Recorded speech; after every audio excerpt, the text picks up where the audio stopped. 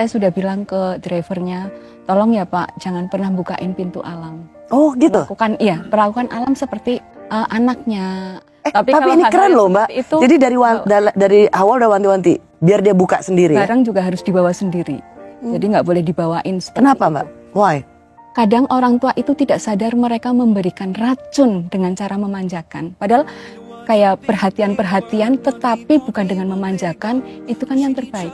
Tapi kalau semua difasilitasi, semua dipermudah, anaknya nanti tidak berkembang. Menganggap sesuatu itu bisa instan. Padahal kan proses itu yang paling penting. Ada tuh value yang bagus ya. Dia ini nggak kenal uang. Sejak kecil. Jadi umpama lebaran dikasih keluarga, Pak D, kakak saya ngasih, siapanya ngasih gitu. Terus ada saudaranya yang minta dikasih aja.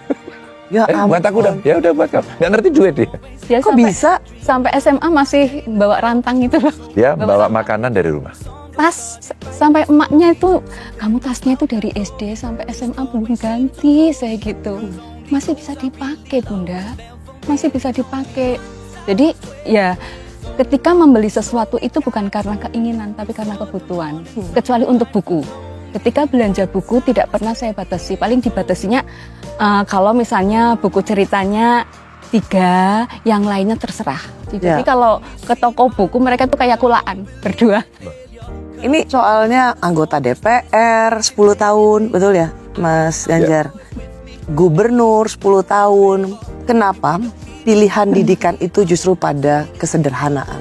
Padahal sebenarnya dia bisa dapat lebih. Kalau menurut kami itu bukan kesederhanaan, tapi itu kebiasaan.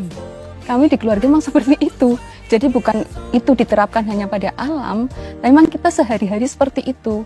Kalau alam malah berbeda, malah dia bingung kan, loh ayah ibunya nggak seperti itu, kok saya diperlakukan lain. Gitu. Kalau misalkan dari point of view gue ya Mbak, mungkin soal kebutuhan dan keinginan kan. Di saat semua itu kita fokuskan kepada keinginan, kita nggak bakal merasa cukup. Ya kan? Tapi kalau kita berlandaskan pada kebutuhan, kita tahu batasnya itu seperti apa. Iya. Bakal ada saat cukup. Itu malah nggak dapat inner peace.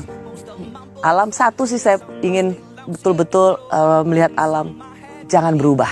Oh iya. Dengan apapun yang terjadi. Saya ingin lihat alam hari ini dan sampai 10 tahun ke depan, 20 tahun ke depan.